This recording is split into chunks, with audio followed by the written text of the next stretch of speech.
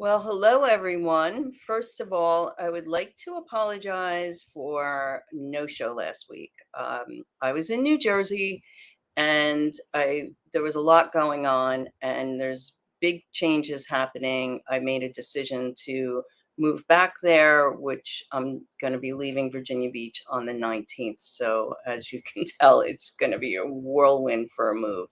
So, I am here now. And I am grateful for all of you who are listening and hanging there with me. I know that we have Robert on, and I want to say hello to Robert. Thank you for your support. Thank you for being here. I also would like to invite you all to go to my website, contact me, and I can add you to the mailing list so you can be up on what's going on with events, where I'm going to be, what's happening, because there's a lot of change occurring. And in the new year, there's going to be just, great things happening. I feel it. I know it. I'm getting it. I'm receiving it. I'm also now posting on X, that was formerly Twitter. You can find me there. Instagram. I'm on LinkedIn, uh, and of course my Facebook. There's probably something else I'm missing. But so today I do have a guest, and I met her doing events. Her name is Susan Latner, and she studied esoteric science, which she still continues to study. She has a bachelor's degree in psychology. She's also a published author of several books, and she's here today. We're going to talk about her latest manual, Lighten Your Path. I'd like to welcome Susan Latner to my show. Hey, Hi, Mary. Susan. Hello, everyone. Thank you for being here. Oh, it's so nice to be invited. Thank you so much for having Yeah, me here. yeah. I think we talked about this way back at the Richmond event, Right. which was, I don't even know what It's been a times. while. It has been a Yeah, while. yeah. Time is so fluid too. You look back at things and you say, how did I get all that done? I haven't been on this earth that long, So tell us a little bit about your background and what brought you to what you do.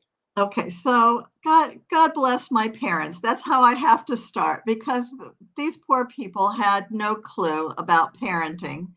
I was the firstborn child. I don't know what they had on their mind when they had babies, but in any case, they just didn't know what to do or how to handle me in particular. They got better as my brother came along, but I was very inquisitive. I had a lot of questions as a little girl. And back in those days, we didn't have Google where they could ask a question. So they didn't know what to do.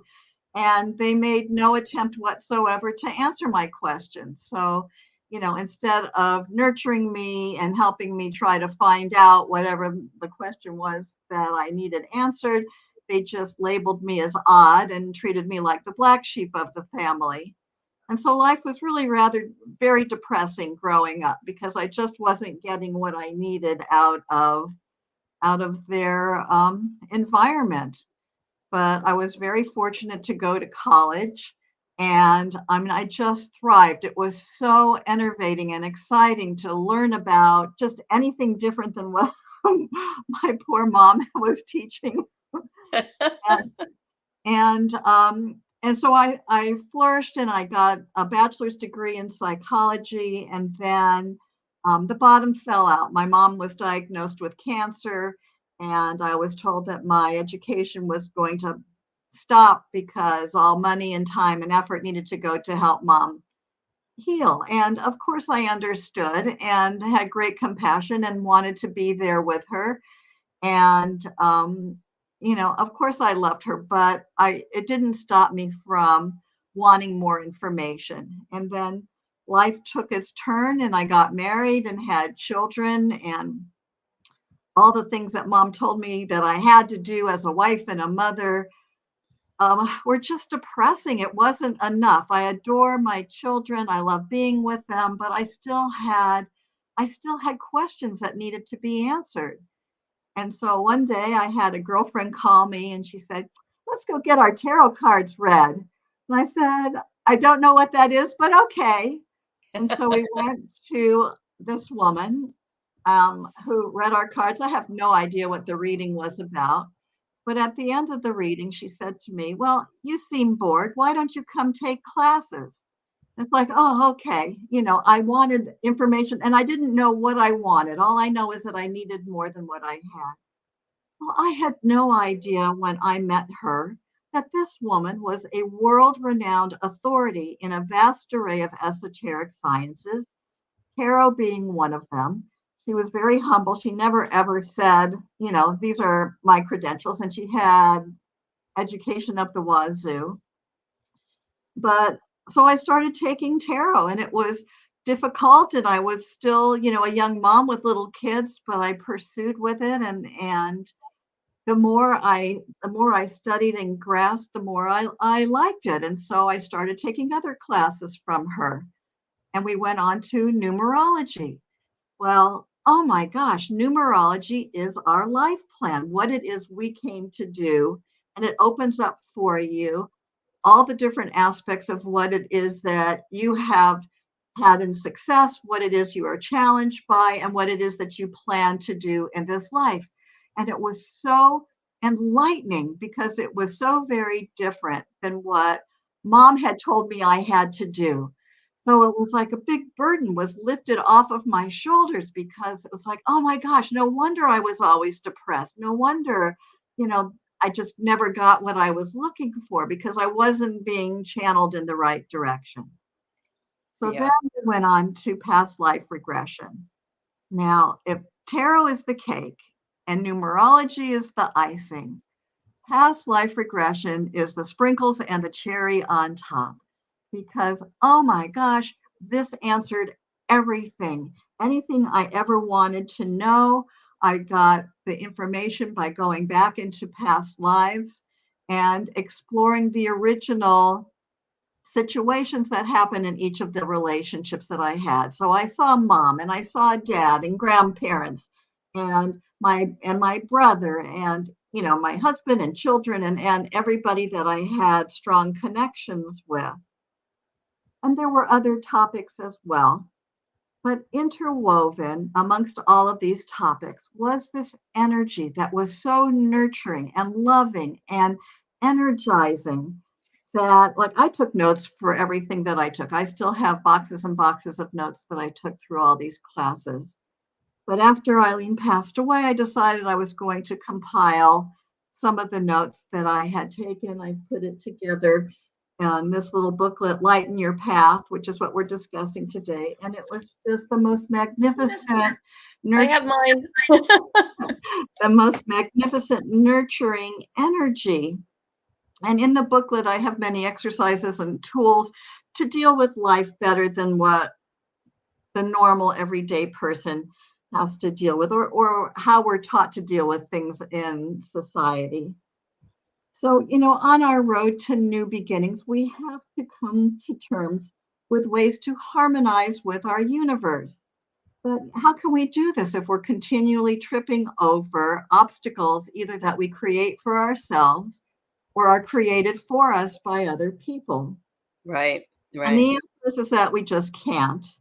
But knowledge is our key to everlasting peace.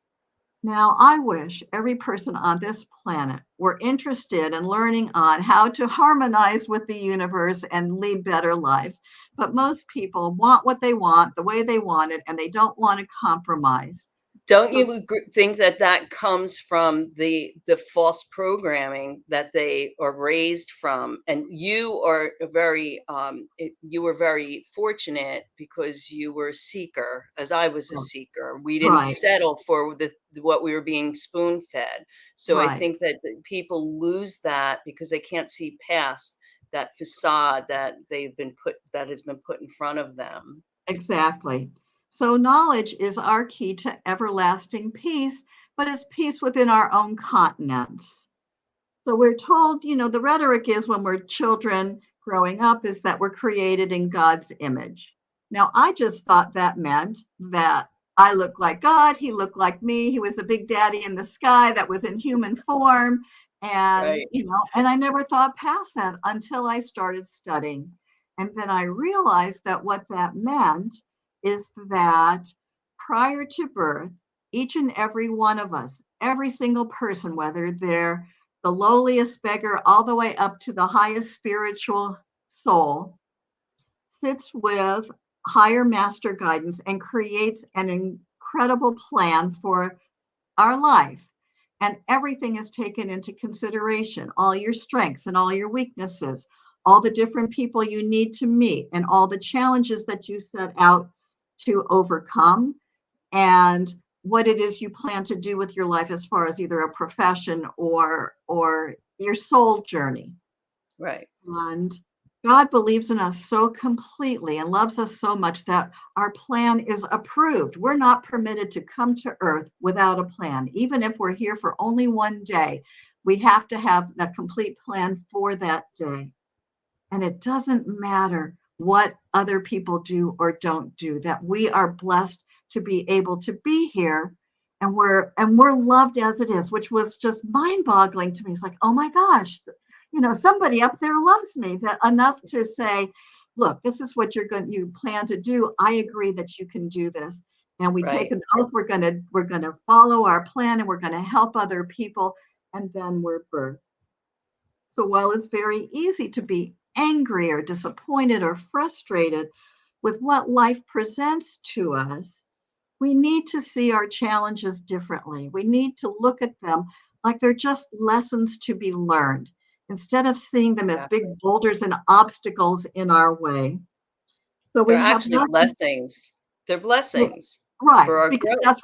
that's what we came to do. So we have Right. lessons to learn about our station in life, whether it's our economic station or our sexual orientation or the religion that we belong to, or depending on, like, I remember being a kid and having them laugh at me because I wore glasses, or as I get older, I'm now contending with ageism.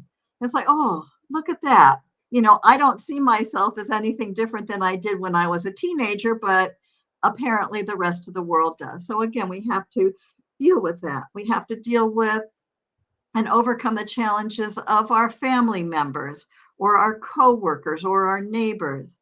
And then we have lessons to be learned with the work that we're here to accomplish. Right. Right. In addition to all of that, we have to be supportive of each other and share the blessings of abundance. And the more that we have financially, the more we're supposed to be sharing it. Now, many years ago, while I was studying, there was a group of people that I studied with for years. And we took every class that Eileen ever taught. And then there were other people that came and went. And there was this group of older ladies, and there were just a few of them that came, and they went to like all the different types of classes there were in their area. And they were fawning over this one woman who, if you looked at her, I mean, she was just very plain. She had no makeup on. She wore no jewelry except for her little wedding band. Her clothes were very plain.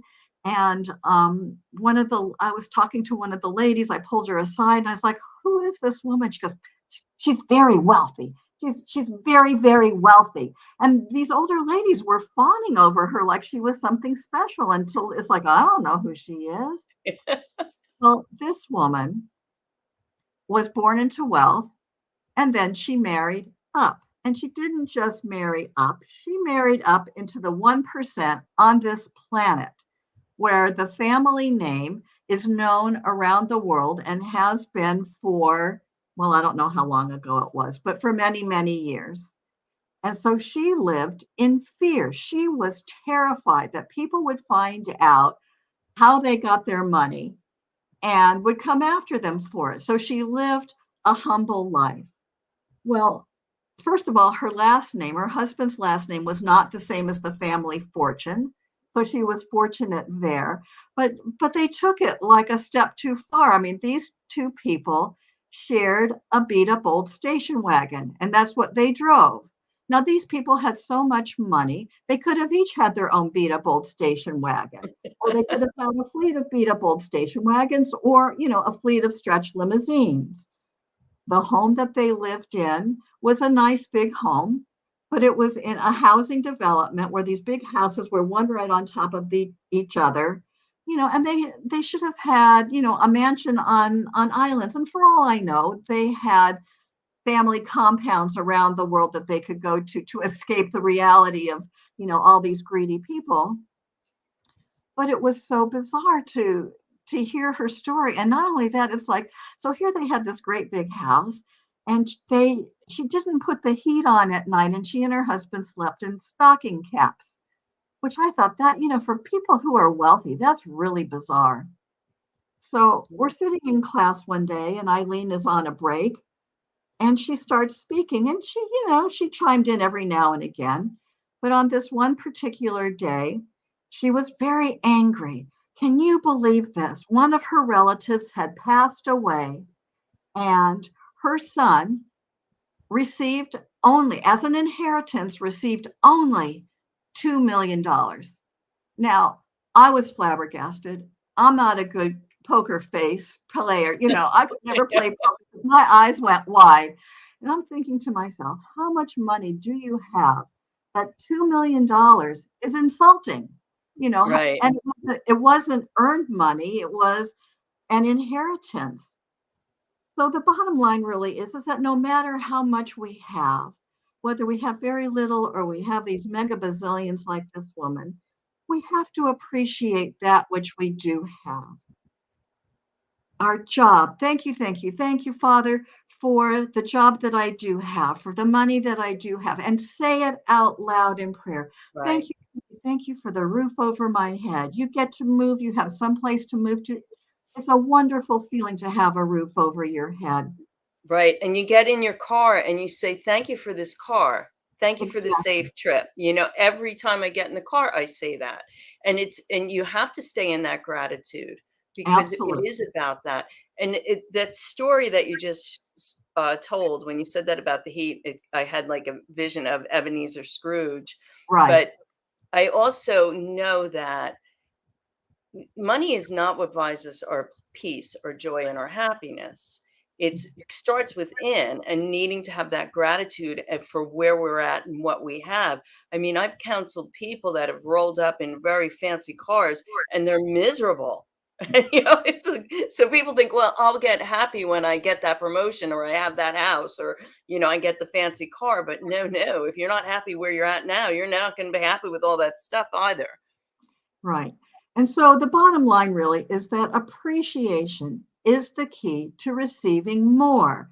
And it's Right. not just touching what you have or liking your clothes, but say out loud, oh, you know what? I love my clothes. I love my furniture. Go around and touch your possessions.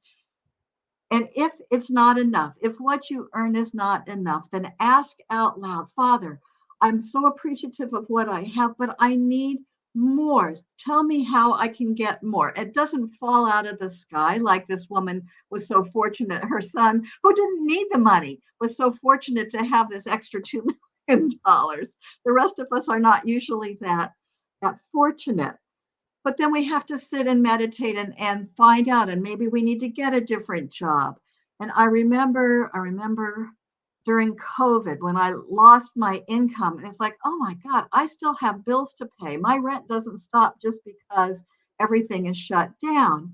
And I was meditating, and the answer that came to me, I'm asking for more, and the answer that came to me was reduce your expenses, which was not what I wanted to hear, but it was what I needed at that time. It's not a permanent, but it was necessary at that time. So I spent the time and reviewed all the insurances and, whatever it was that I had, because sometimes all we have to do is change our attitude or our approach to our situation to be able to appreciate and receive more coming in.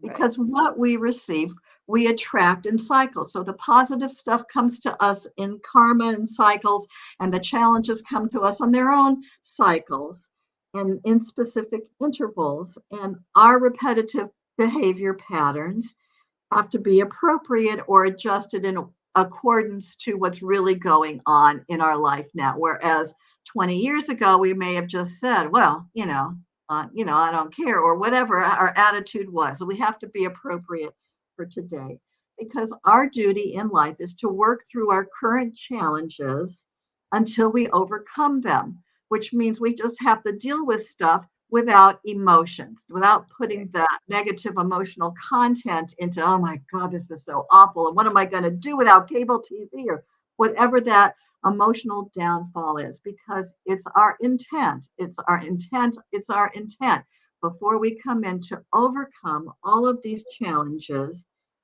till they no longer upset us. And then we can elevate to the next level. And we don't know what the next level is. But if we're continually tripping over the same old stuff, then we're going to still trip over it the next time it comes around.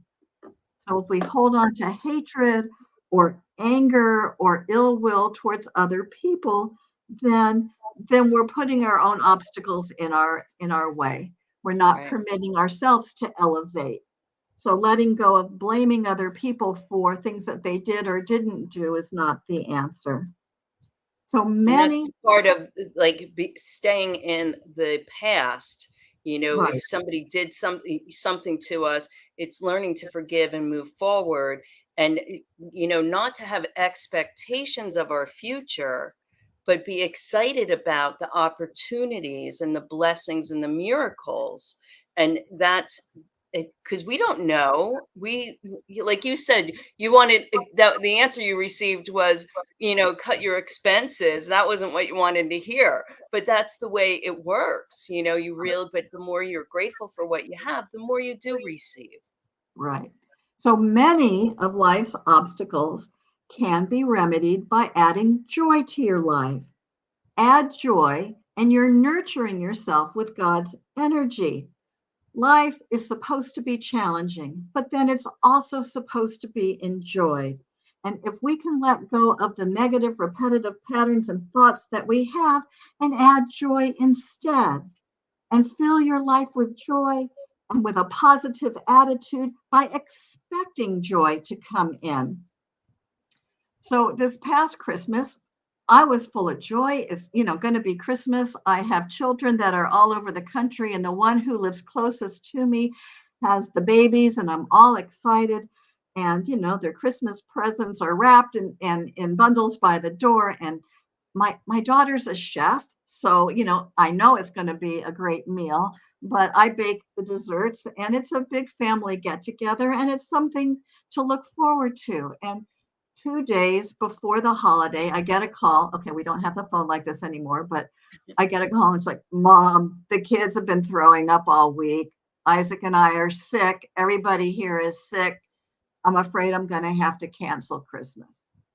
Now, the normal person would be upset and dejected. My brother told me I should go anyway, but I didn't miss a beat. It was like, oh, honey, I'm so sorry. If there's anything I can do, let me know. But it's 3.5 hours away to her home. I said, of course I'm not going to come. Take care of yourself and everyone, and we'll get together later. Don't worry, we'll get together later. Thank you, thank you, thank you, my Heavenly Father, for protecting me from these viruses. It's she and her husband and their 2 kids, all sick. His parents live with them, and one of his sisters passed away just before these 2 got married, and they took in his sister's 3 teenage children. 9 people in her home, all with viruses. Oh my God, thank you so much she could have not said anything and just made do, because she's still cooking for 9 people. But Right. she saved her mom from being very ill. I don't want to think of myself as an older person, but it takes me longer to recuperate once I'm inundated with virus. Mm-hmm. And then I started counting all my other blessings. It's like, I don't have to drive 3.5 or 4 hours to get there. I don't have to spend the money on gasoline. Woohoo! I can save that Yeah. money. Christmas Day, I had off. I was going to be there. I can spend the whole day in my pajamas if I want. And And that's a blessing. that day, I ate what I wanted when I wanted. I watched all the silly Christmas movies I could stand on TV, and it was heaven on earth. And while everybody else might have been upset, I had a grand old time. And my daughter was very gracious and she videoed the kids so I could watch on my computer in my jammies with my little cup of coffee while they're all coughing and sneezing and the kids were running around opening presents. But it was enough to see them doing that. My son-in-law told me later that after they opened the presents, they all like collapsed on the couch like slugs all day because they were so exhausted from the disease. Yeah. So I was really very grateful not to have to be there. And as it turned out, we got together a couple of weeks later. And what difference does it make? I don't care if it's the end of December or the beginning of January. It was just as wonderful to get together when they were healthy and share the time together. Absolutely. And that's a great story to share because people do right away. They get that, response of disappointment or just crumbled. And it's just a blip in the radar. I mean, enjoy the moment and do your thing. Like you turned it into a positive. I would have been happy too, because I like to stay in my jammies and watch the corny Christmas movies and stuff like that. But we get, even when I am with the family, it's such a rush with the young kids that by the middle of Christmas, we are all just kind of chilling out watching TV anyway. But Right. yeah, and you can have your Christmas any day of the year. So every morning when I get up, I sit on the edge of my bed and I breathe in joy. And I breathe it in like I'm a kid on Christmas morning, like I'm a 5-year-old. Something wonderful is coming to me today. And I breathe it in until I could feel it in every cell. So it can take 2 or 3 minutes to get that energy going once you're just waking up. And filling yourself with joy is the most magnificent thing. Think of it like taking a new vitamin. I took vitamin joy this morning. If we're childlike in our approach, it's even better.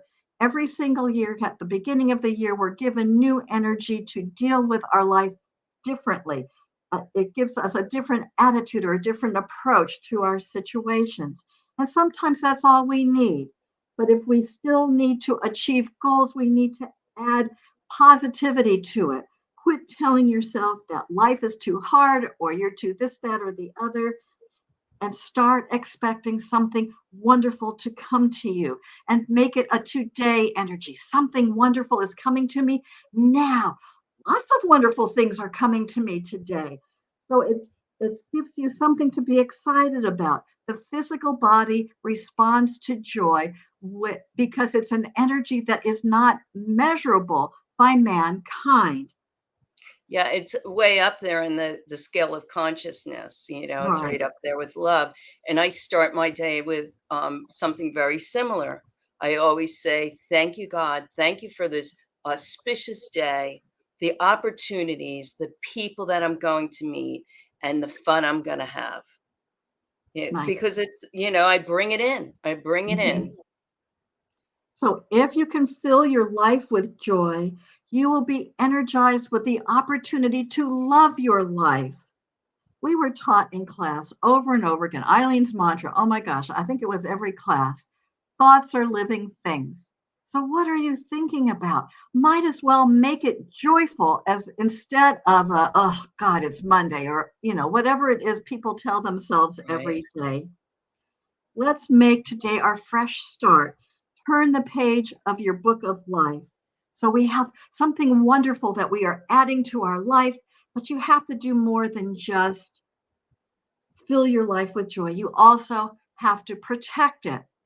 So we're going to do a little prayer of protection that I learned. It's in my book. We can go over it now and at the end. Why don't we hold a minute on that after we Okay. do the commercial break, we can come back Okay. and do the prayer. I would Okay. love that if that works for you. It does. Okay. So Tiffany will take the commercial break right now or when you get to it.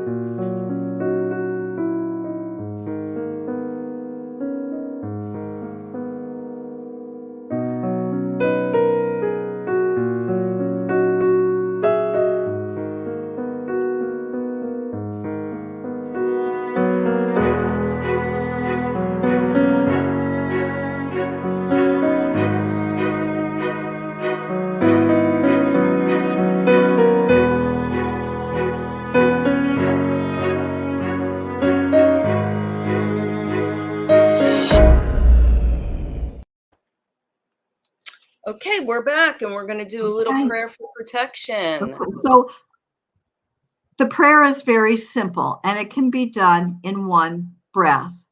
And it goes like this. You say, I, and you say your I, name. Mary, Protect myself protect within myself, the love of my Father in heaven the love of my Father in heaven, from all evil. from all evil. Amen. Amen. And that's it. It takes one breath. It's very simple. Once I Mhm. memorized it, it's a piece of cake.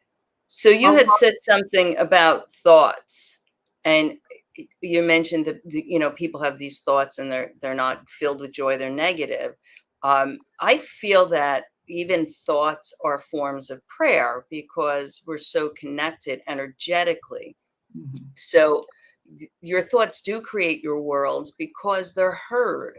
So being mindful of those thoughts and being joyful in your thoughts and being grateful in your thoughts go very far.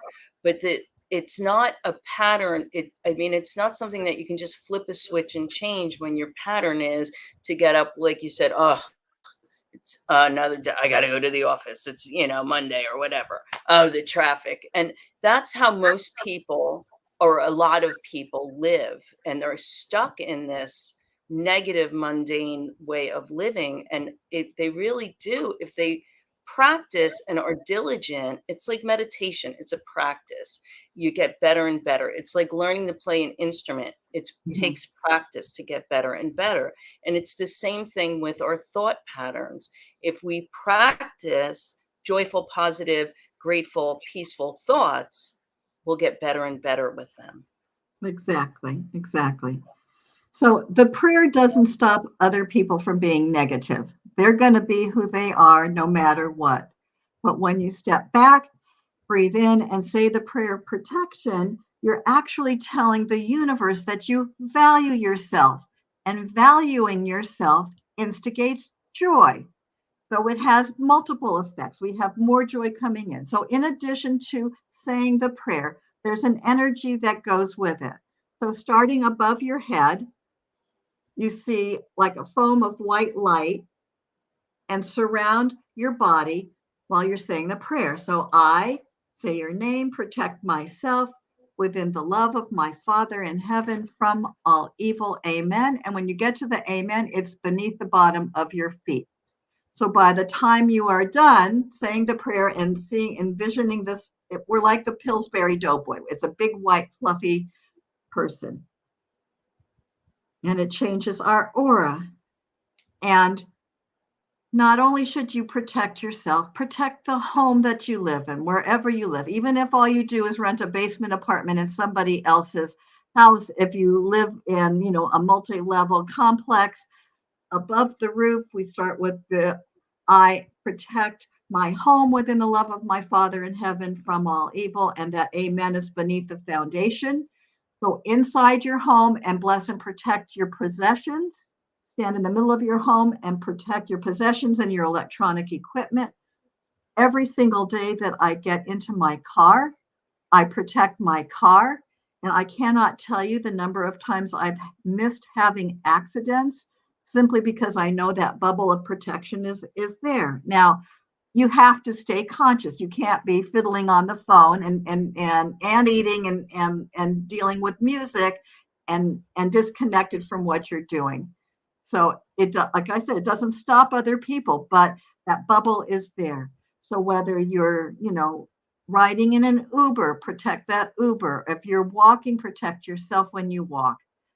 If you're flying in an airplane, oh my gosh, anytime I'm in an airplane, you bet I protect it. And I go around it from the front all the way back. And then I go around it this way because I want not just the pilots and the stewardess, I want everybody on the plane protected as well so that we can get to our destination safely. If Right. you work in a building, wherever you go to work, stand in the middle of the building and protect it. If you have an office in that building, protect your office. Or if you just stand at a register all day, protect where you are, because negative people are all around us and they don't understand that they're negative. They're just trying to release their negativity. And I don't want it on me. I want to be in my little bubble of protection. Right. And bringing that up about negative people, it's we also, when we do these exercises and these things that you're talking about, we can handle those situations in a lot more peaceful, joyful way because we don't let them penetrate that protection. We know our divine truth. We stand in that. So we don't react to their negativities or get sucked into it as we get stronger with who we are. Right. So a couple of years ago, I was at one of the expos, and it's a healing expo. I go there to help other people deal with their lives. I walked into the expo, I blessed the whole building. I have a little booth in that expo, and I blessed and protected my booth. And I'm standing there, and the woman in the next booth is also, I know she's a spiritual teacher. She's got a business. She's got a retail business as well as a place that she teaches. She's got some of my books in her retail store. And I'm ready for my next customer, my next client. And she's spouting at the top of her lung a continual flow of obscenities. And she's talking with someone. Now, I'm not listening to her conversation, but I can't help but hearing this flow of negative energy. So I kind of stepped away, did my prayer of protection. Well, she's going on and on. So every time I heard her voice, I protected myself again. And I could feel this energy growing to the point where I got giggly because I was so full of this white light of God's energy protecting me. I had a phenomenal weekend. And I know that while she's trying to release her negativity, whatever it was that she was trying to deal with, I don't want any part of it. So my energy is now big, big, big and fluffy. And don't you know that negative energy was pushed back onto her? And truth be told, I haven't seen that woman since. She hasn't been back to that expo because that negativity bounced off. She wasn't able to release it. It came right back to her. Right, right. Joy doesn't manifest on its own. We have to participate and apply our energy to having it in our life. And you brought up the expo, and I do many of them as well. And it's a shame because we are who we're healers. We're there for peace, to spread love, uplift to others. But there's people that aren't always there for the right thing, or they're just not dealing with what's going on in their life the right way. So you need to be aware of that and need to do that added protection. And when I work with people, I tell them all the time, like if I refer them to someone for like past life regression, or I don't necessarily refer them to a person, but I'll say, maybe you should look for someone to do past life regression.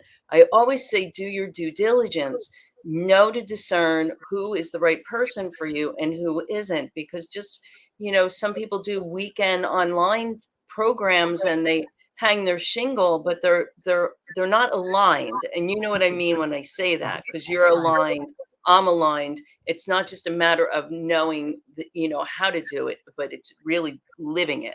It's Mm-hmm. different. Yeah. And if we put 100% of positive energy towards any goal and eliminate all fear, then we are the creators of positive effects in our life, of positive things coming into our life. Energy depletes. If you feel that you're being depleted, if somebody's negativity is getting to you, you back up and do the prayer protection and re-energize yourself. So today we're adding a new chapter to our book of life, a chapter of joy. Make it a fresh start. It's okay to fall down. Everybody falls down. We get caught up in other people's negativity. There's so much on the television that, just aggravates us. But we have to, I'll hit myself and say, Susie, stop it, and then get back to being positive. Because Right. I know that when we open our life to joy and share joy, it comes back to us in joy. When we are parents or grandparents or teachers, we have a great responsibility to not interrupt a child's learning by placing our negative, our lessons on them.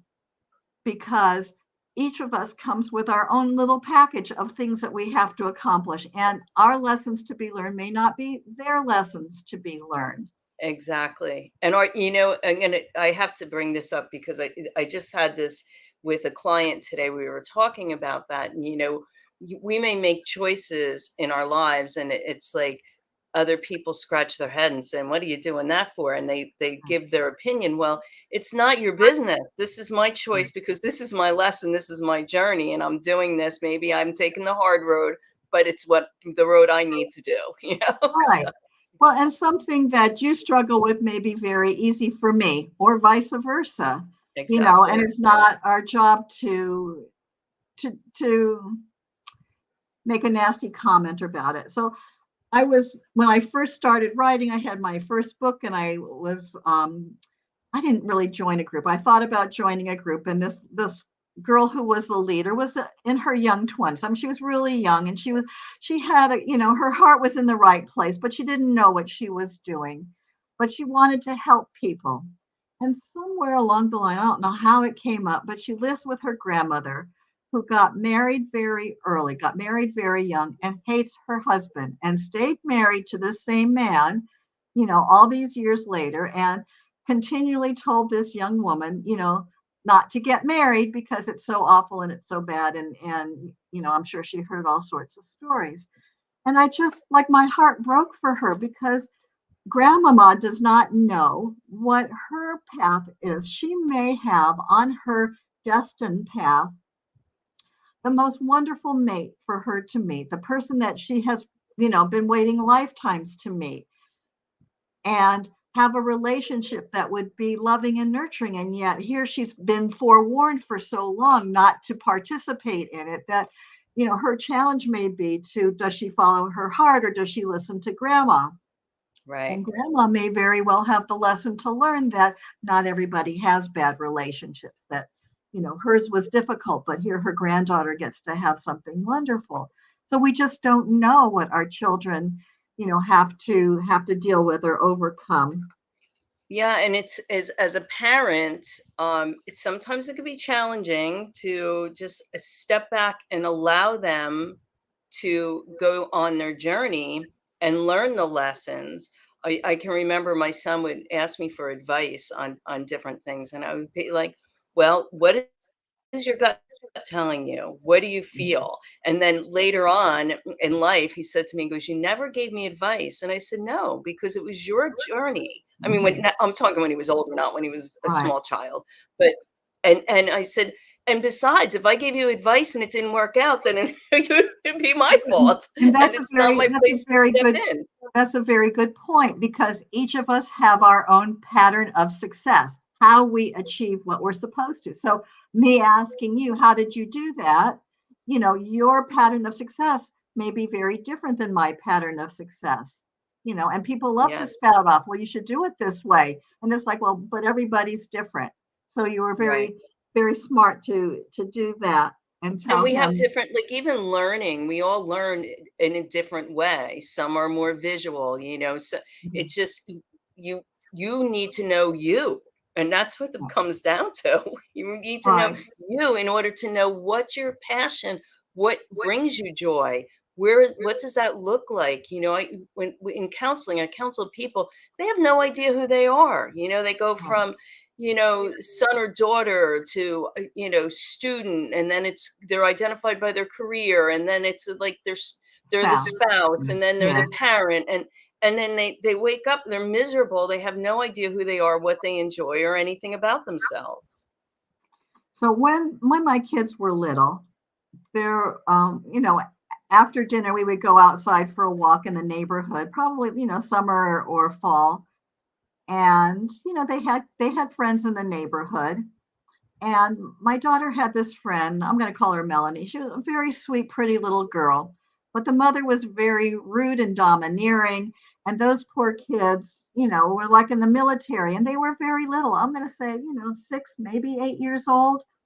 And the mother was reciting a story, and Melanie and my daughter were, chit-chatting and playing around. And she said, she was trying to teach Melanie how to make her bed. And she just didn't do a good job. So When Melanie was done, I redid it for her. Now, I mean, I was horrified. Poor Melanie was embarrassed and humiliated. And who the hell cares if a 40-year-old woman can make a bed? I should hope by age 40, you know how to make a bed. But she Right. wasn't like teaching her child how to do it correctly. And, you know, a 6-year-old is not going to make a perfect bed, you know, Right. unless you teach them. But she wasn't encouraging. So, That you know, that we need to add joy and celebration to other people for their successes. I mean, all she had to do was say, "Yeah, that's great. You know, there's one more little trick you need to learn." She could have changed how she approached it. my And son, when I have him help me with the chores, and I would ask him to vacuum, and he said to me one time, he goes, "Mom, why do you have me vacuum? I'm not good at it." And I said, "Because that's what's going to get you good at it. You're going to right. learn. You're going to get the practice. I'm giving you the Mhm, opportunity to learn how to vacuum well." right. So we have to learn to how to celebrate other people's successes, even if they're not to our measured level of achievement. Because not only is it important to them, everybody needs to feel their own success, but it shows the world your godliness when you can acknowledge somebody else's abilities and achievements. You know, we have to give thanks for all that we have, even when other people aggravate us, and bless them even when they piss us off, and not get tangled up in their challenges, their obstacles, or their missteps. Right. Um, what the master told me. He says, if someone is broken, you don't pick up the shards of their broken pieces and continually stab yourself with them. And I thought that was such That's a brilliant. brilliant way of saying it. It's like, because that's what we do. It's like there are people that never learn their lessons. So instead of getting upset because they never treat you the way you want, or they never vacuum the way you want, or make the bed the way you want, just offer it up to God. Father God, Mary Beth is maybe my boss, but I just can't handle the aggravation of her not knowing her job. Or here's my dad. I just can't, you know, I don't want to deal with the fact he's so cheap, you know, whatever it is.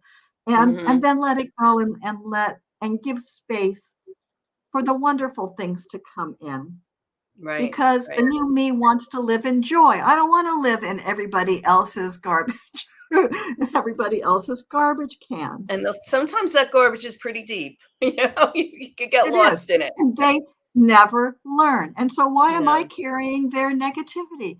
Joy is Right. with us, joy is among us. In joy, we were birthed into this life.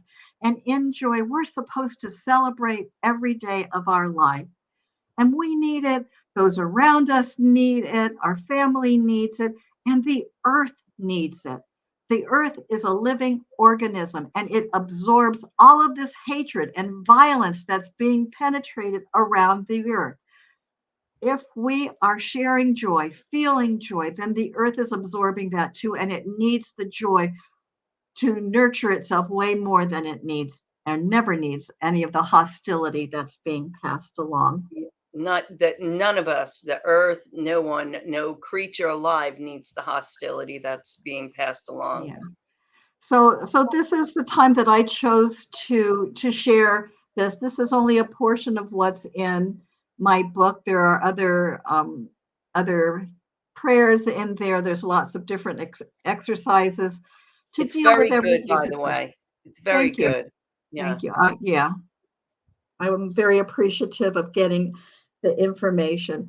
And you know, I was born into a family of naysayers, so I just never said anything to them, because after learning as a child not to come to them all excited about something and then they would shoot it down, you know, every chance they got, I was like, but there are people that need this and they need this now.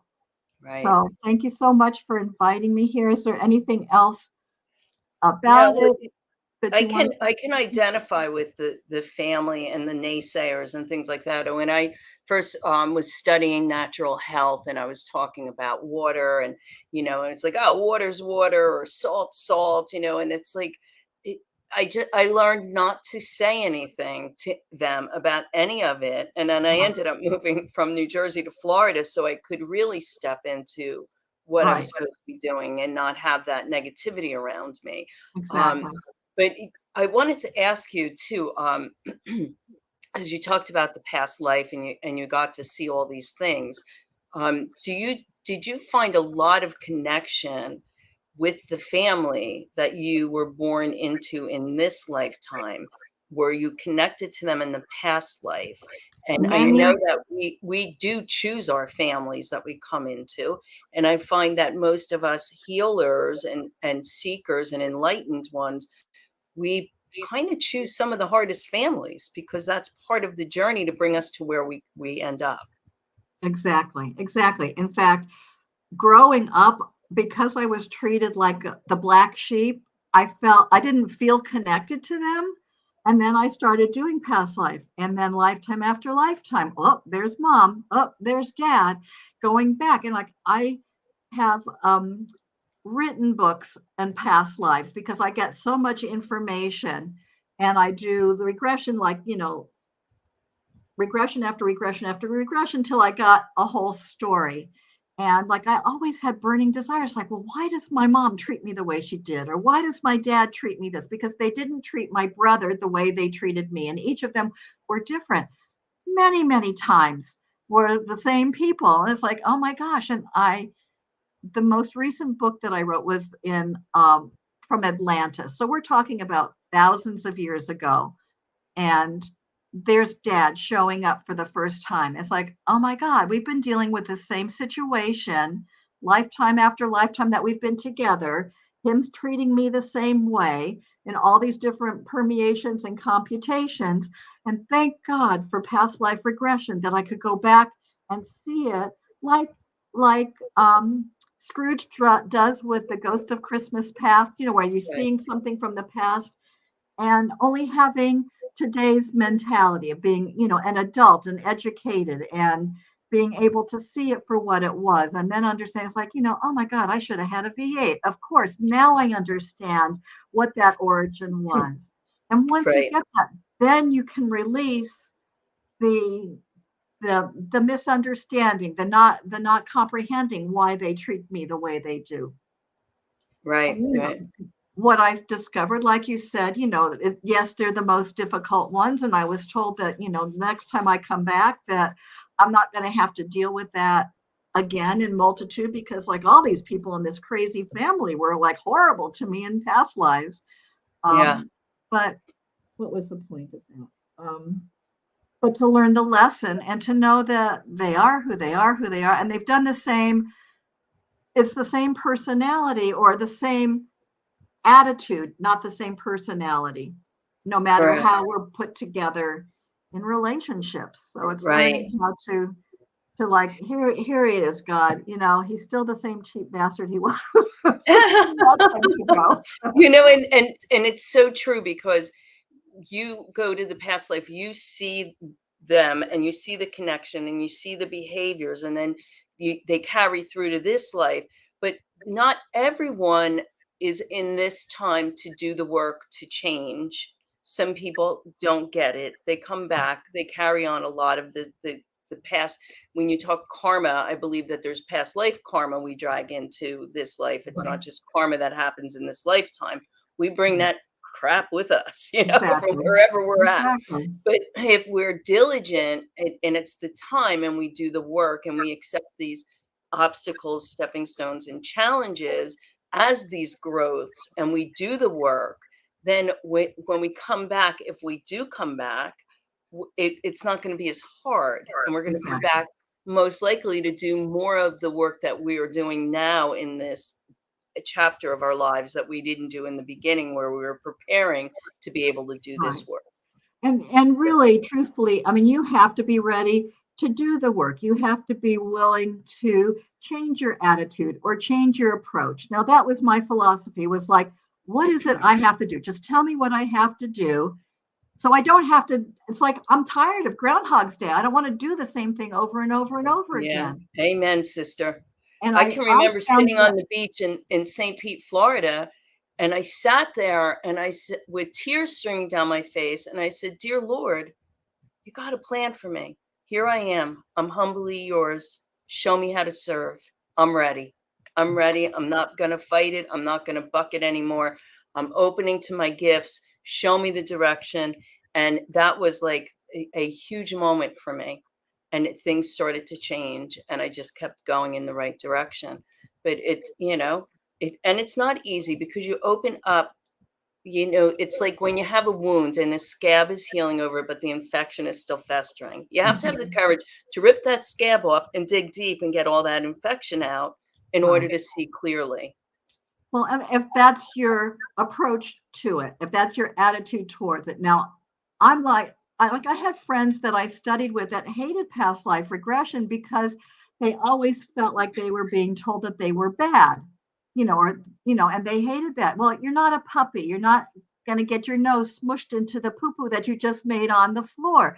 It's like a no. We're stepping back and we're saying, you know what? I'm just not dealing with this person correctly. They are who they are. How can I deal with them so it's not hurting me anymore? Like I just don't Right. want their nonsense to hurt me anymore. Robert has a question. He wants to know, does the personality change or stay the same with past lives? Actually, the personality changes in past lives. So it depends on the nature of the lifetime of um, either what you're there to accomplish and then the parenting that you have in that lifetime.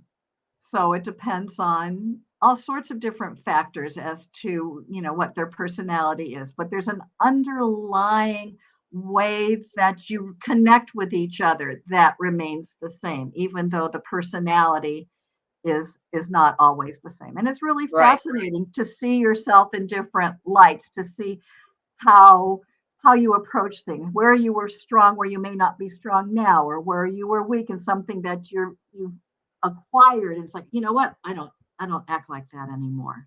Right. Right. And your mother in this life could have been your brother in a past life. It Or just, your daughter or your yeah, sister or, yeah, or a teacher or a friend, or it just exactly, changes. And exactly. I always like to recommend, if you have not experienced past life regression, to do it, because it Mhm. really opens your eyes to a lot of things and you get a better understanding.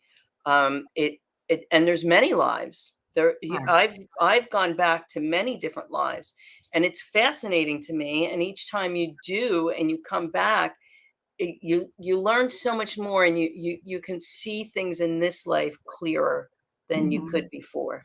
At least that's my Absolutely. experience. Yeah. I And I just do want to that. I say, do teach what was past that? life. I do teach past life regression. I either do privately or in a group. More recently, like since COVID, it's been more individual that people want to go through regression. But it's I was just going to ask you fascinating. then, do you do it online? Do you do like Zoom classes, Oh or yes. Yeah, I yeah? do it on Zoom.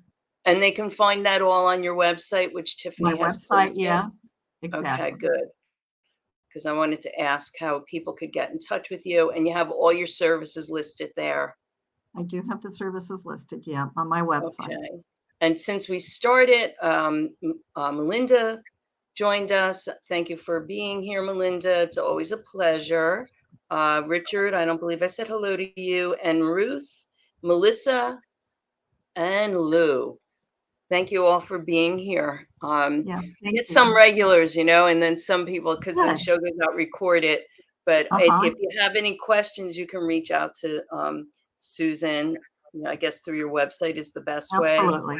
Yeah, and Yes. so I thank you, because there's so much information, and just listening to you lifted me up, Oh, thanks, and I Mary. do a lot of the same or similar things that you do every day.